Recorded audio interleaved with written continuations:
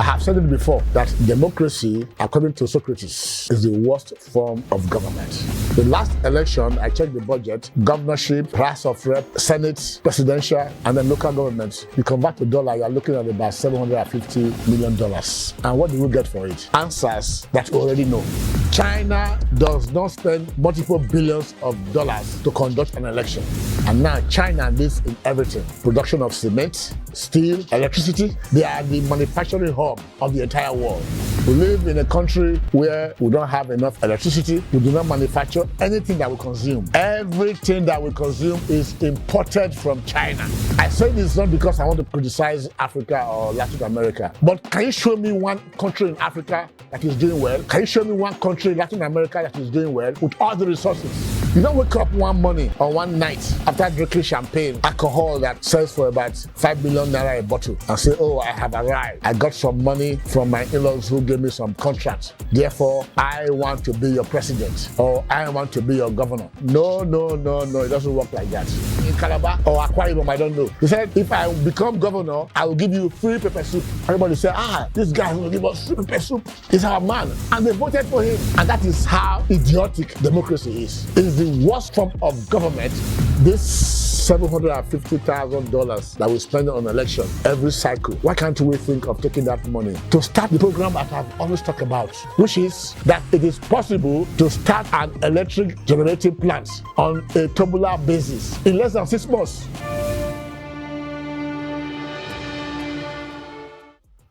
Hello everybody, my name is Dr. Caesar Osahene. I am your advocate for the industrial development of Africa, for the industrial development of Nigeria. Today, I want to lay emphasis on Nigeria, and that could also extend to other African countries. I have said it before that democracy, according to Socrates, is the worst form of government. See what is happening to the USA today. The USA, compared to China, is on the decline. The Chinese have been able to develop a model that does not tolerate unnecessary conflict. They have a system where the best and brightest mind are put in a party that runs the affairs of governance. And everything that they talk about is in the interest of China. Not so in America. The Democrat Party, they are talking about what will favor their own party. The Republicans are talking about what will favor their own party and what will favor America. They yearn for the past, where America led in industry, led in manufacturing, led in commerce, led in aviation, led in science. But today, because of this uncontrolled influx of foreigners into America, you will hear the argument that America was created or made great by foreigners. Which foreigners? Foreigners that had ideas. Foreigners from Europe, not foreigners from Latin America or Africa. I say this not because I want to criticize Africa or Latin America, but can you show me one country in Africa that is doing well? Can you show me one country in Latin America that is doing well with all the resources? Never, you can't show anyone. The great countries are in Europe, America, Australia, and they are all dominated by the Caucasian race. I'm not saying that they are superior to us. I'm saying that the methodology that they have adopted over the years have made them to be great. And it is the implosion that is taking place now that is going to destroy America. And now China leads in everything. They lead in the production of cement, they lead in the production of steel, they lead in the production of electricity, they lead in the production of raw materials, finished products, manufacturing of any products that you can ever imagine. They are the manufacturing hub of the entire world. And that is why Trump is saying, let us bring industrial manufacturing back to America. But what are the Democrats saying? No, let more people come in, because they know that the more foreigners that come in, the more that will vote for them. They are championing lesbianism, gay. They are championing men playing in women's sports. All the devious things that can never lead to industrial development. They want socialism. Socialism did not work in Russia, it didn't work in China, and they abandoned it. China, before I went there, some 20-something years ago, I said China was a socialist country. When I got there, I discovered that China is the greatest capitalist country in the world. How did they arrive at that? They have a one-party system. For you to belong to that party, you must prove yourself, starting from the grassroots. You don't wake up one morning or one night after drinking champagne or drinking alcohol that sells for about 5 million naira a bottle and say, oh, I have arrived. I got some money from my in-laws who gave me some contract. Or I'm a politician, I have made money. Therefore, I want to be your president. Or I want to be your governor. No, it doesn't work like that. Even in Russia, where they say their presidency is just one party. And they decide who's going to win. That is why Putin has been winning since he got there. If he's not there, he will put Medvedev. If Medvedev is not there, he's there. Whenever Medvedev is there, his position becomes more important. Whenever he is there as president, the position of president becomes more important. Wherever Putin is, it's more important. Now, let's draw the comparison. China does not spend multiple billions of dollars to conduct an election. India, by comparison, spend billions and billions and billions, perhaps even trillions, to do election. Or to do what? To choose somebody. That system can only flourish in a system where you have people that are vastly educated, people who understand the issues, people who have the interest of their country at heart. Not in a place like America today, where the Democrats, they are looking for how to bring in more immigrants so that they can expand their electoral base. What are we to talk about now concerning Nigeria? Our president got into power about a year and a half ago, and we are already talking about the next election. The last election, I checked the budget, cost us 255 billion naira. That is INEC. When you talk about what the candidates are going to spend, you'll probably be looking at figures about 3 or 4 times that amount. Why are we doing this? When I did the maths, both government and candidates for all the positions, governorship, House of Rep, Senate, presidential, and then local government, you convert to dollar, you are looking at about $750 million I will spend to conduct the election all the time.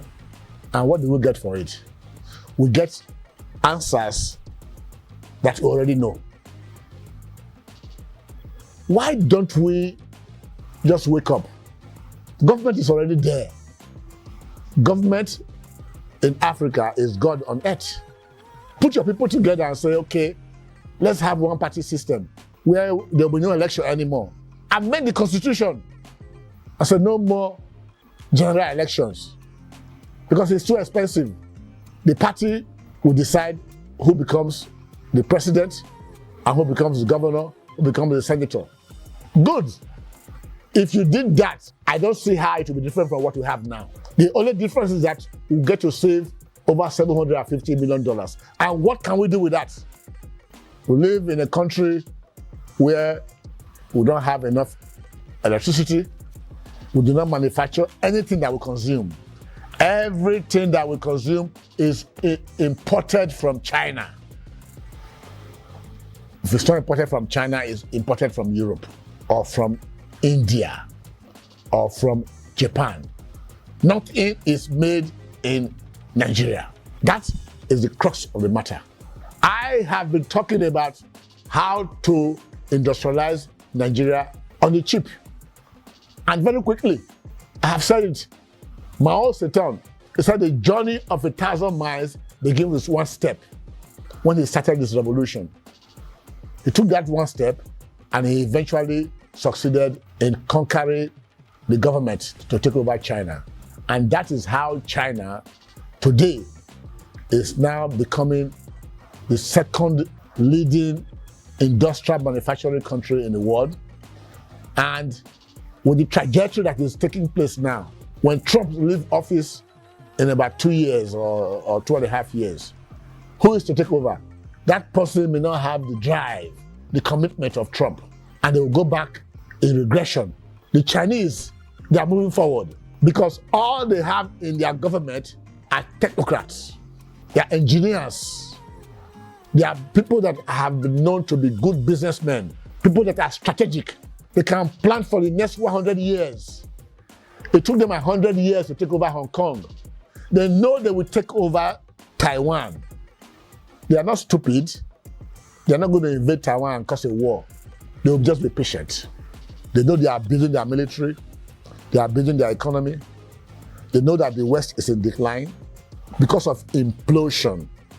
Take notes. You cannot go to China and become a citizen in China if you are a black man. If you become a citizen in China, you have no voice. It is only in Europe and America that people travel from wherever they travel from. I don't know where they travel from. They go to America, they become citizens, they start to vote. And they start creating hell for them there in America. Yesterday I was reading that there's one city where the mayor said, if you are a Christian, flee. That is in America. Can you do that in Saudi Arabia? Can you Christians go to Saudi Arabia and tell people that live in a city in Saudi Arabia that if you are Muslims, flee in Saudi Arabia where Muslims dominate?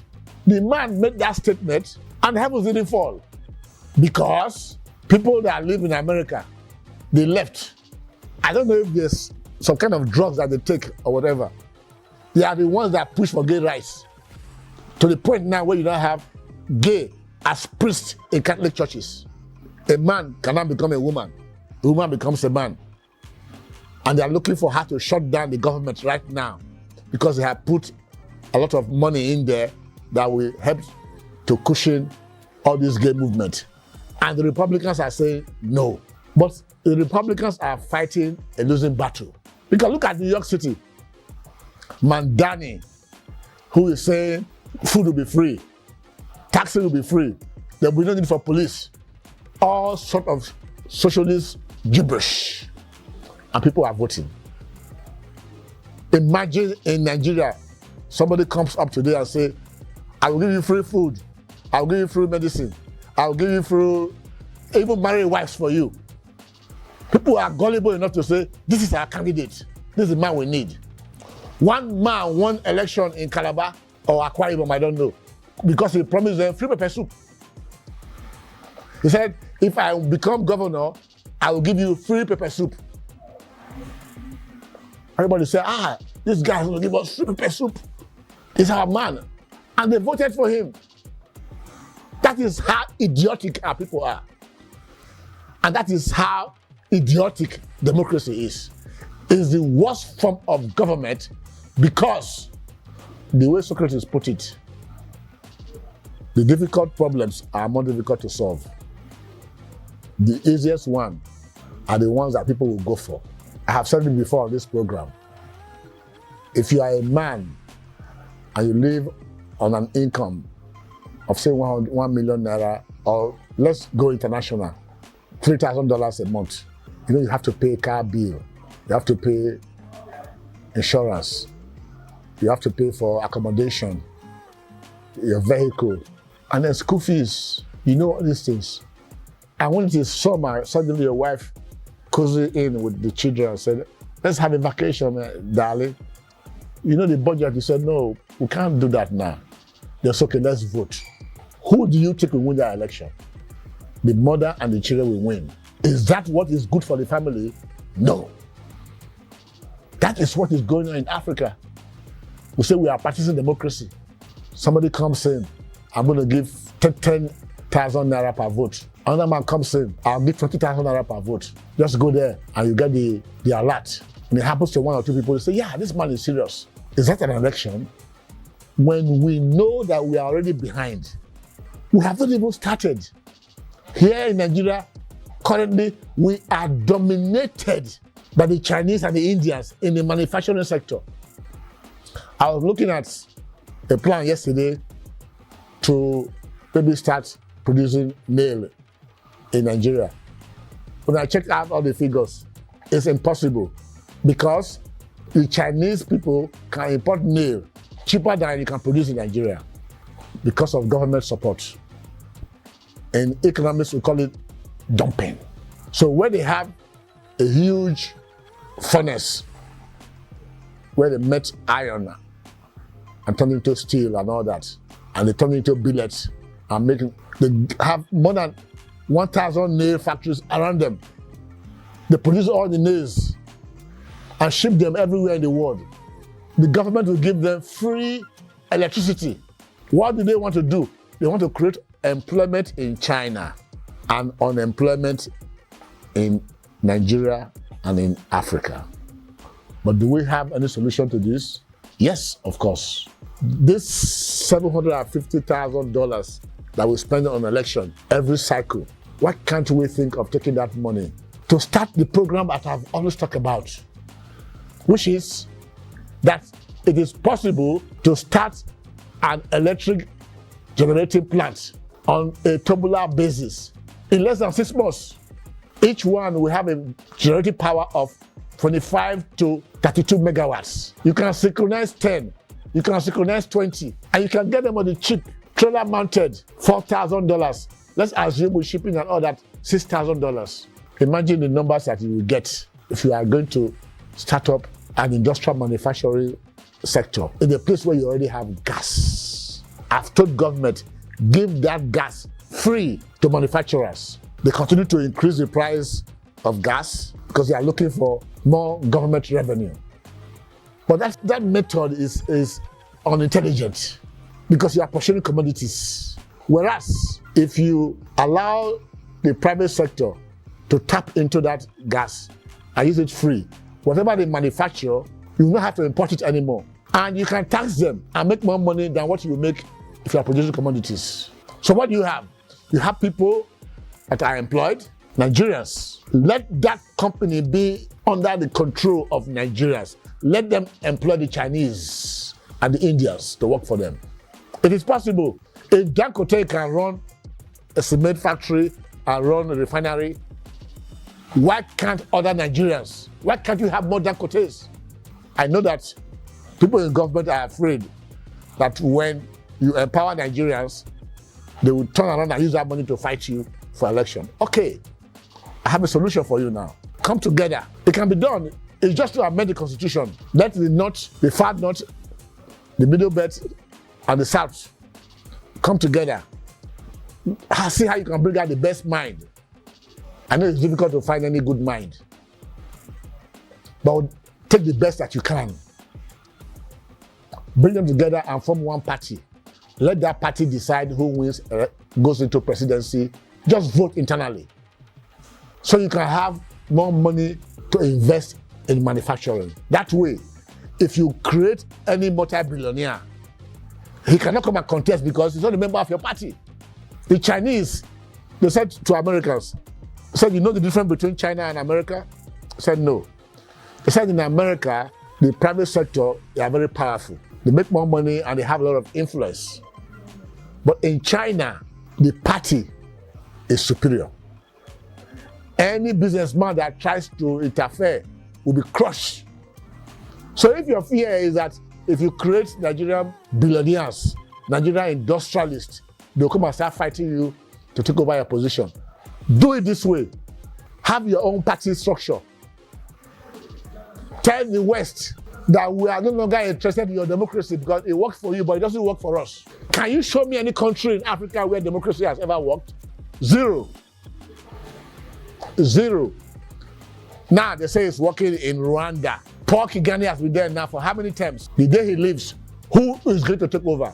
One rascal will take over and take them back to where they were 20 years ago. That is not progress. The Chinese have shown us that with their system, they can plan for the next 100 years and continue to execute. And as they are executing, they have a program and they are moving forward. In Nigeria, somebody starts a program, he loses the election, the other man comes in and says, that is not my program. He starts another one. 4 years or 8 years, somebody else comes in, he starts another one. We have no direction. Please give us direction. The future of Nigeria is in the hands of government. I continue to say this. Government in Nigeria is God on earth. Use that power that you have to deal with this problem. When you tell people in government, oh, electricity system is not working, they'll say, oh, they are in court. When you tell people in government, Alaja Steel Complex, which is the best steel complex we have in Nigeria, has been taken over by India on the cheap through Benga and his father, Obasanjo, and they have not produced even one billet since they took over that factory. Why can't you take it over from them and give it to a Nigerian that can do it? They say, no, they are in court. But when we conduct election and they challenge the president, they find a way to make sure that the president wins because he won the election. Why can't you do that for Nigeria?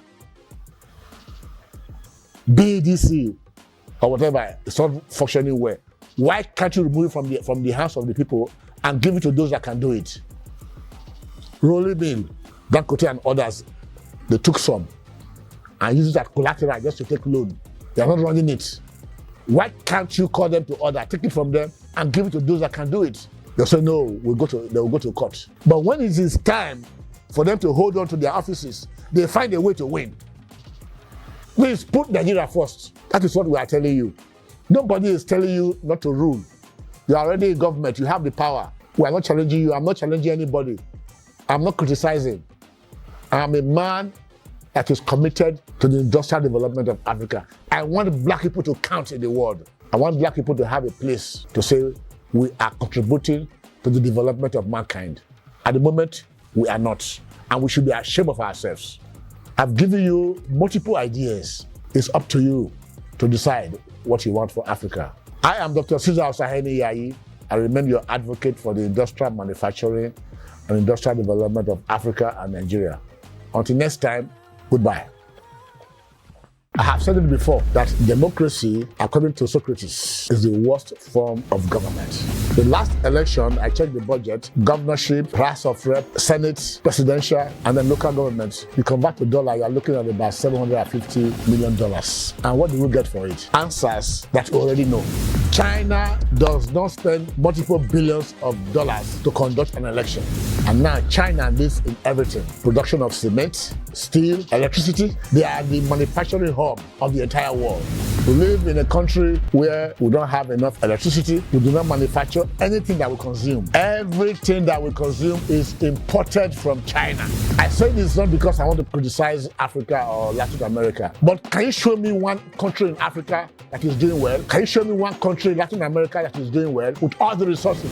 You don't wake up one morning or one night after drinking champagne, alcohol that sells for about 5 million naira a bottle, and say, oh, I have arrived. I got some money from my in-laws who gave me some contracts. Therefore, I want to be your president, or I want to be your governor. No, it doesn't work like that. In Calabar or Akwa Ibom, I don't know. He said, if I become governor, I will give you free pepper soup. Everybody said, this guy will give us free pepper soup. He's our man. And they voted for him. And that is how idiotic democracy is. It is the worst form of government. This $750,000 that we spend on election every cycle. Why can't we think of taking that money to start the program that I've always talked about, which is that it is possible to start an electric generating plant on a tubular basis in less than 6 months.